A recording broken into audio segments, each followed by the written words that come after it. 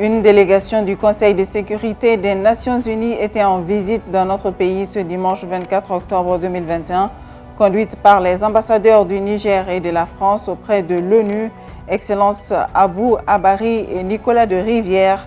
La délégation a eu une séance de travail avec le Premier ministre Dr Shogel Kokala Maïga, entouré de membres du gouvernement.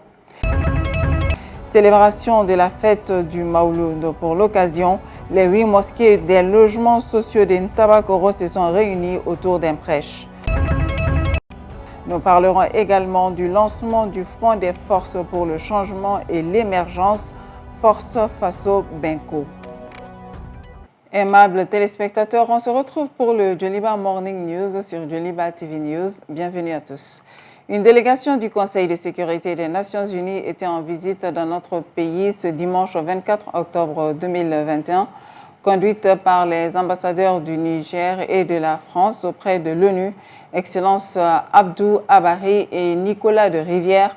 La délégation a eu une séance de travail avec le Premier ministre Dr Shogel Kokala Maïga, entouré de membres du gouvernement. 5e du genre, le Premier ministre a déclaré que cette visite des membres du Conseil de sécurité de l'ONU intervient à un moment crucial de la vie de notre nation, marqué depuis 4 mois par la rectification de la trajectoire de la transition intervenue le 24 mai 2021. La visite poursuit le chef du gouvernement, atteste de l'engagement des Nations Unies aux côtés du Mali et de la région du Sahel qui font face à des défis aussi nombreux que complexes.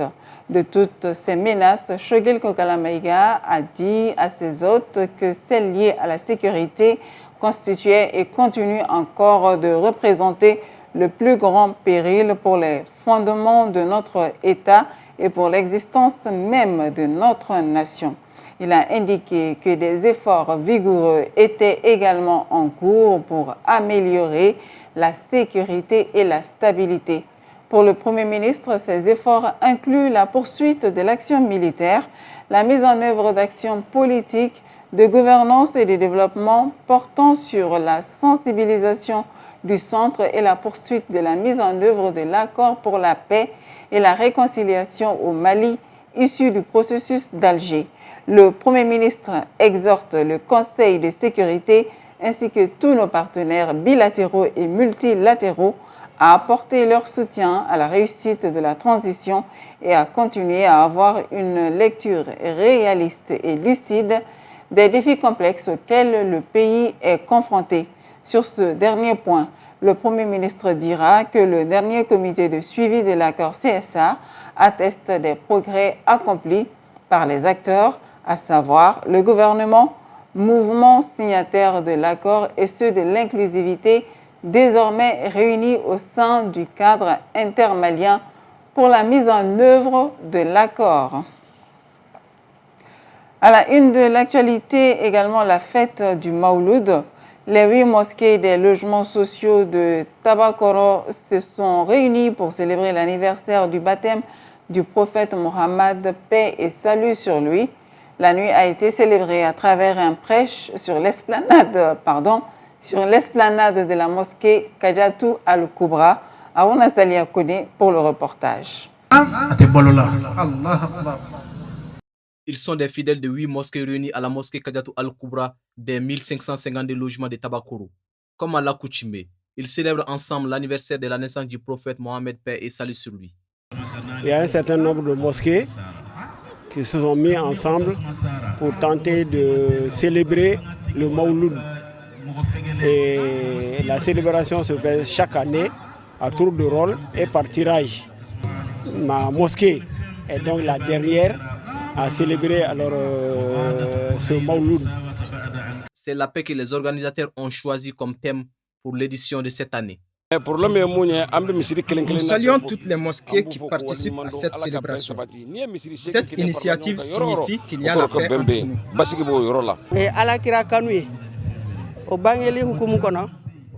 Cette cérémonie témoigne de notre amour envers le prophète.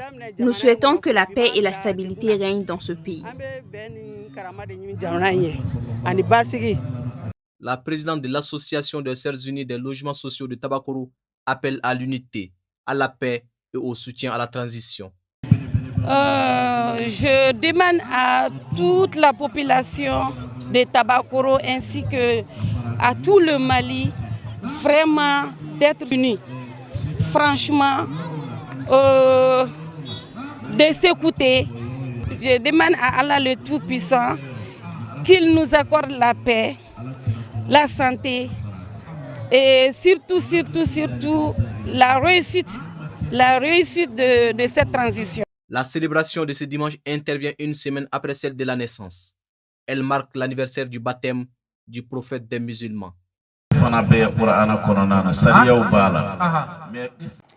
Expulsion du représentant spécial de la CEDEAO au Mali. Selon un communiqué du ministère des Affaires étrangères et de la coopération internationale, le représentant spécial de la communauté des États de l'Afrique de l'Ouest CEDEAO au Mali, M. Hamidou Boli, a été convoqué au dit ministère où il lui a été notifié la décision du gouvernement de la République du Mali le déclarant persona non grata au vu de ses agissements incompatibles avec son statut. Cette décision, poursuit le communiqué, intervient après plusieurs mises en garde adressées à l'intéressé à travers sa hiérarchie. En conséquence, un délai de 72 heures lui a été accordé pour quitter le territoire national. C'est officiel, le Front des forces pour le changement et l'émergence Force Faso Benko est lancé. Objectif, écouter les Maliens dans les faits pour servir le Mali de demain. Adama Sanogo. En cette période transitoire, la refondation reste une priorité des autorités de la transition et de la société civile. C'est dans cette optique d'apporter sa pierre à l'édifice que le Front des forces pour le changement et l'émergence Force Faso Benko a été créé. Une sécurité par tous et pour tous, la quête d'une meilleure gouvernance participative non centralisée, la santé à moindre coût sont entre autres objectifs recherchés par ce projet. Les raisons qui expliquent la mise en place de ce front pour le Mali, elles sont toutes simples. C'est qu'aujourd'hui, nous estimons que, d'ailleurs, comme ça devrait être toujours le cas, chaque Malien, en sa manière, où qu'il soit, quelle que soit sa responsabilité, devrait prendre ses responsabilités et d'apporter sa part de construction nationale. Pour mener cette lutte à hauteur de souhait, le Front des forces pour le changement et l'émergence Force Faso Benko propose son programme en 4 axes. D'abord, nous estimons que la sécurité est devenue le besoin le plus vital pour les Maliens. Et un deuxième axe qui porte sur la gouvernance et les réformes. Et cette gouvernance, nous pensons qu'elle doit être inclusive, responsable et partagée. Et un troisième pilier qui porte sur une gestion responsable et efficace du capital humain. Et un quatrième pilier, bien sûr, qui porte sur la production nationale. Vous savez, politique, gouvernance, sécurité, tout ceci ne peut exister sans du travail. Les associations et mouvements qui ont adhéré au projet trouvent l'initiative très réfléchie. Selon eux, elle répondra aux besoins des Maliens. Je fais mienne de la plupart des propositions des Faso Benko parce qu'aujourd'hui, les problèmes sont connus de tous. Ils ont su se démarquer des autres en faisant des propositions concrètes, en portant même un projet dans ce sens. On était dans cette dynamique et on se retrouve avec des volontaires engagés qui en fait doivent être accompagnés. Donc cette approche, pour moi, elle est inclusive, elle est importante. D'autant plus que l'un des axes très importants, c'est la valeur culturelle. Le Front des forces pour le changement et l'émergence Force Faso Benko invite tous les autres projets à œuvrer dans ce sens, c'est-à-dire la recherche de la stabilité sur toute l'étendue du territoire afin de conduire le bateau Mali à bon port. La fondation Empower Mali a construit 3 salles de classe à Siémé dans le cercle de Kadiolo. La cérémonie d'inauguration a eu lieu ce samedi 23 octobre en présence de Nyankoro Iye Samake, le président de la dite fondation, suivant le reportage de notre envoyé spécial Moussa Tembini.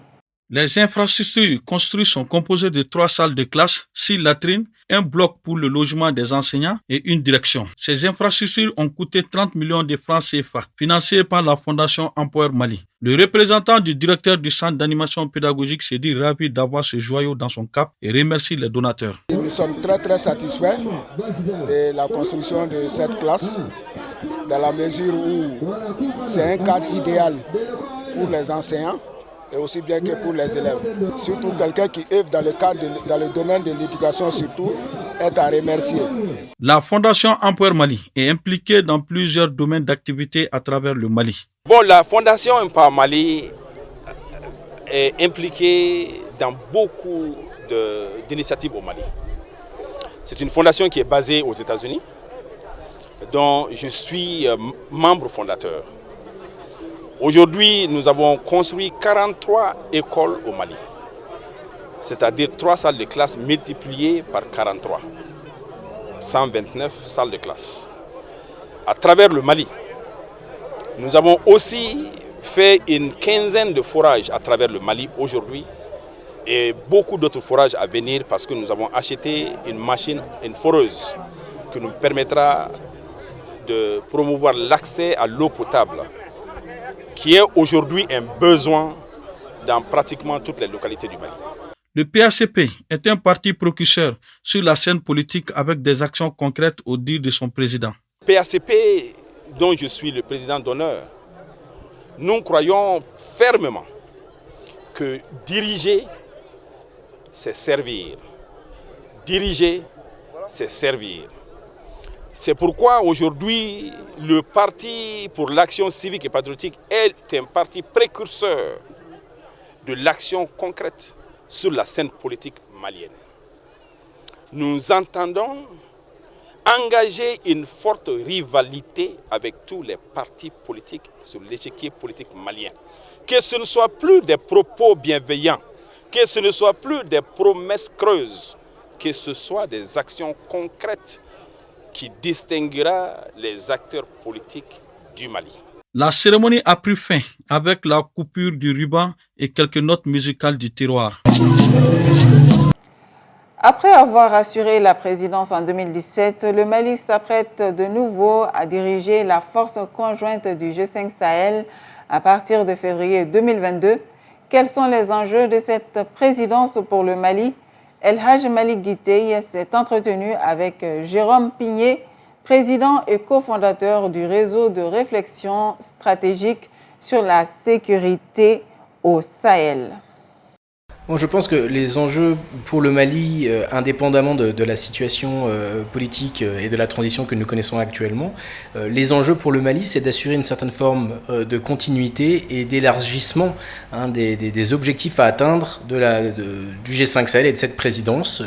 En 2017, le Mali avait eu la présidence et avait permis d'insuffler une certaine dynamique au niveau de la coopération sous-régionale. Aujourd'hui, il faut, au niveau du G5 Sahel, renforcer évidemment la cohérence et la cohésion entre les États et avec un focus notamment sur l'espace qu'on appelle l'espace des 3 frontières entre le Mali, le Niger et le Burkina Faso.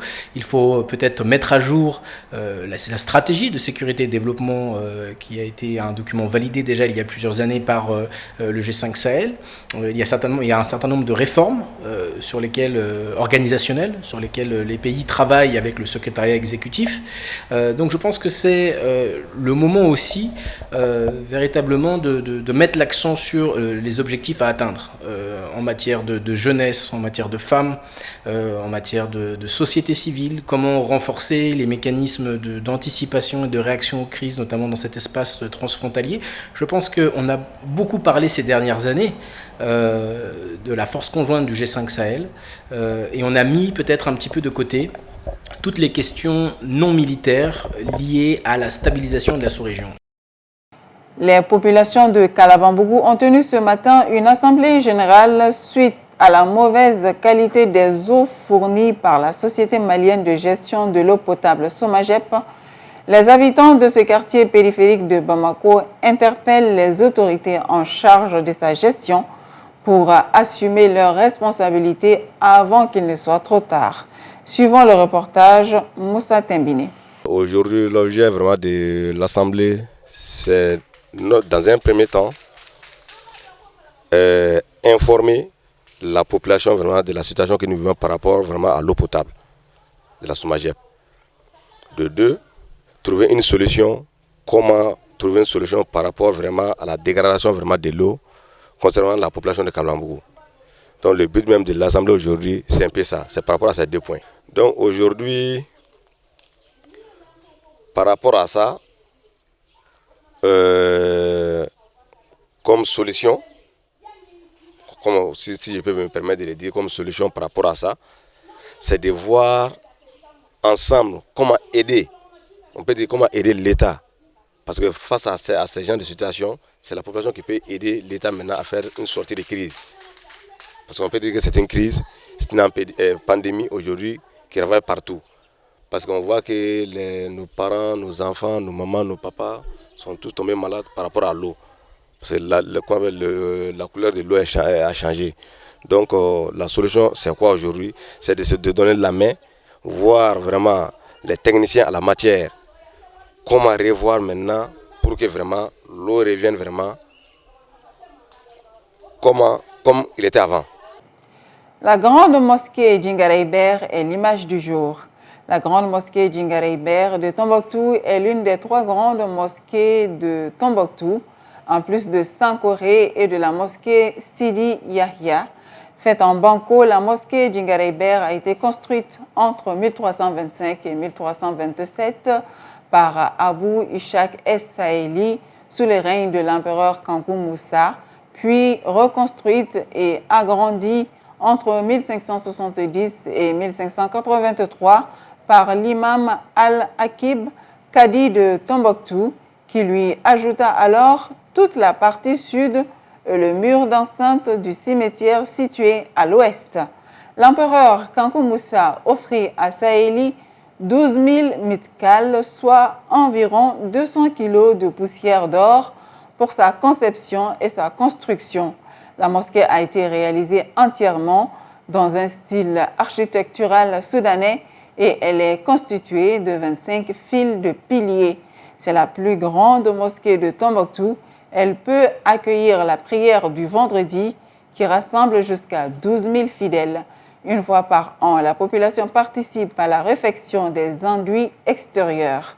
La mosquée Djingareyber est inscrite sur la liste du patrimoine mondial en péril depuis 1989 et bénéficie depuis 1996 d'un financement du Fonds du patrimoine mondial de l'UNESCO pour un projet intitulé « Sauvegarde des mosquées de Tombouctou ».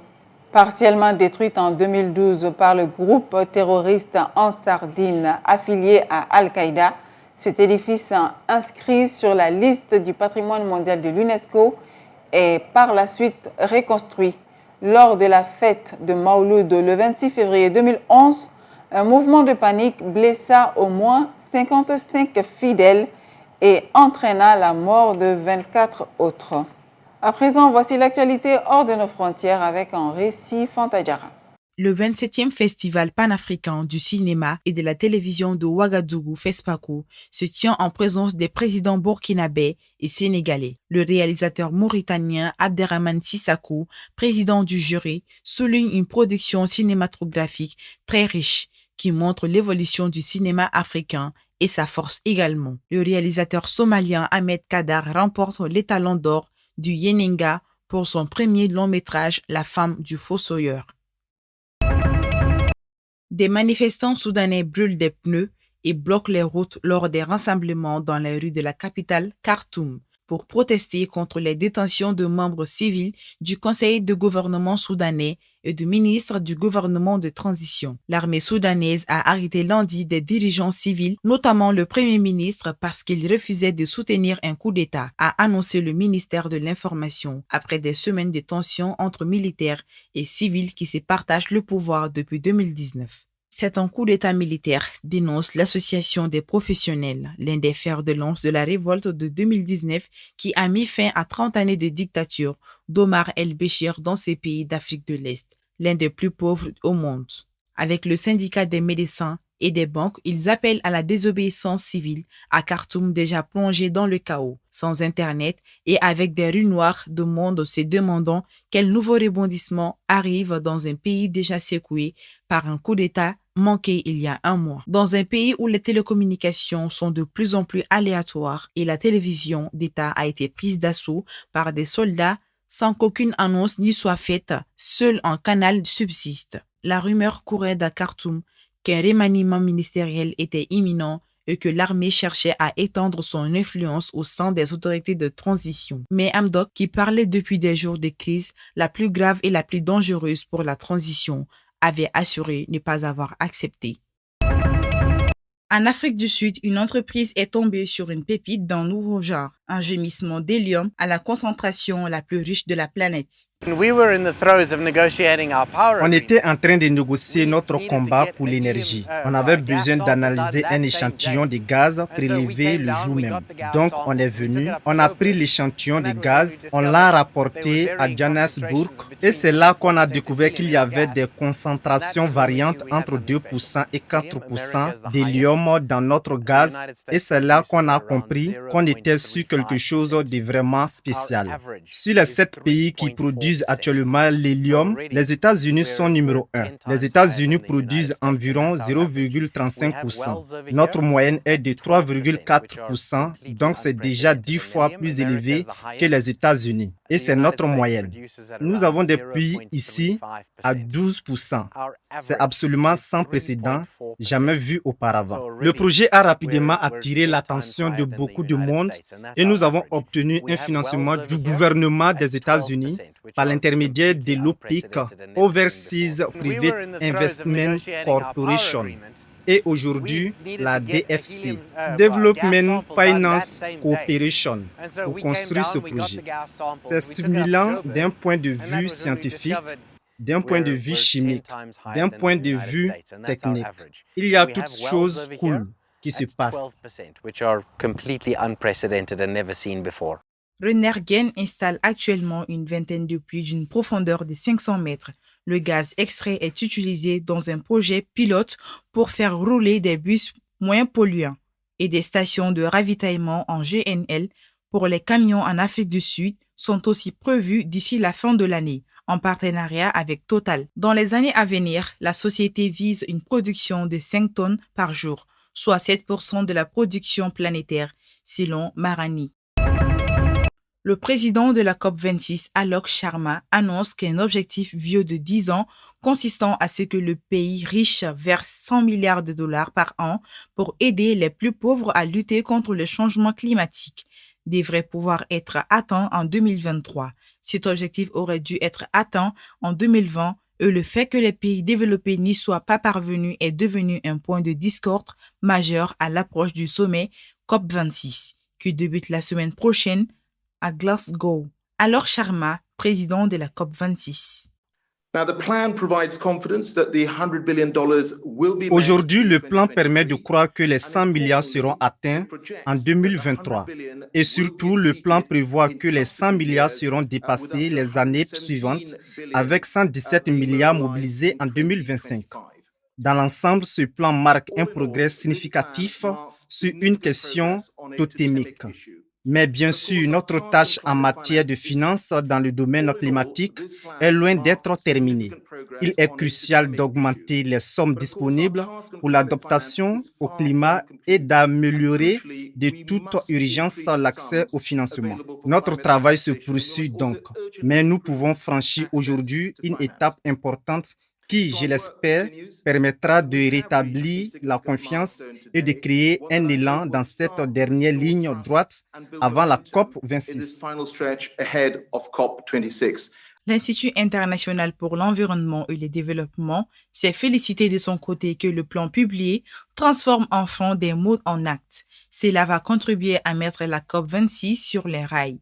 Lors de la COP26, le gouvernement britannique espère persuader quelques 200 pays de faire davantage pour réduire les émissions dans l'espoir de parvenir à contenir le réchauffement climatique en dessous de 1,5 degré Celsius par rapport à l'ère pré-industrielle, seuil ambition fixé en 2015 par les accords de Paris. Contes et musique traditionnelle. Formés en contes et en musique traditionnelle par l'association Culture Ngabolohin, 10 jeunes déscolarisés dont 8 filles ont représenté le vendredi 22 octobre 2021 à la compagnie culturelle Acte 7 les spectacles issus de la phase 2 de leur formation intitulée Zirini Kalanso, des jeunes outillés pour embrasser une carrière artistique. Suivant le reportage de Youssouf Kone, Bakoro Banyare et Abdoulaye Koniba Konate. Ils sont 10 jeunes déscolarisés, dont 8 filles et 2 garçons âgés entre 16 et 20 ans, à prendre part à cet atelier de perfectionnement d'environ 1 mois en contes et en instruments de musique traditionnelle. Une formation soutenue par le Fonds Maya qui s'inscrit dans le cadre de la phase D du projet Zirini Kalanso de l'association Ngabolohin dirigée par la conteuse malienne Amaïchata Salamata. Le projet est basé sur la paix et la réconciliation. Parce que quand on parle de la paix et la réconciliation, on ne peut pas oublier les enfants et les femmes. Parce que dans le pays, même dans le village ou dans le quartier même, s'il y a un malentendu entre les gens, c'est des femmes et des enfants qui souffrent beaucoup. Donc, quand tu parles de la paix et la réconciliation, tu parles des enfants et des femmes. Les idées de projet, c'est ça. Durant 1h30, les jeunes ont émerveillé le public à travers leurs prestations, notamment de contes au rythme des instruments musicaux traditionnels comme le balanfon et le bara. Une prestation saluée par la représentante du ministère de la Culture, de l'Artisanat, de l'Industrie hôtelière et du Tourisme, qui promet d'aider ces jeunes à retourner sur les bancs de l'école. J'étais vraiment impressionné par la durée de la formation, en 2 mois, 1 mois et demi. Les jeunes qui parviennent à maîtriser l'art du conte. Le conte, c'est quelque chose d'ailleurs qui a tendance à disparaître au Mali, que nous devons revivre. Moi, je voulais c'est la culture de l'industrie hôtelière et du tourisme qui m'a chargé de représenter aujourd'hui. Donc, appuyer ces jeunes-là, même s'il faut collaborer avec des partenaires, notamment le ministère de l'Éducation nationale. L'objectif de cette initiative est de contribuer au développement socio-économique et culturel du Mali à travers l'art. L'initiative entend également faire de ces jeunes des acteurs de changement au sein de la société. J'ai appris beaucoup de choses grâce à cette formation. Salamata nous a sortis de la rue et nous a permis de suivre cette formation. Nous la remercions infiniment pour ce geste.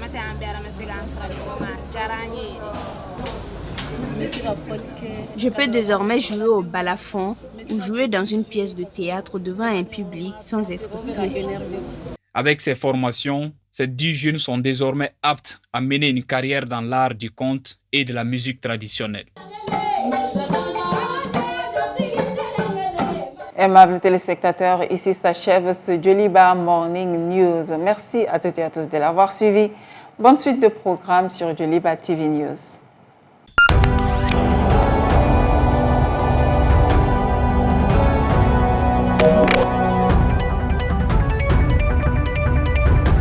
Djoliba Morning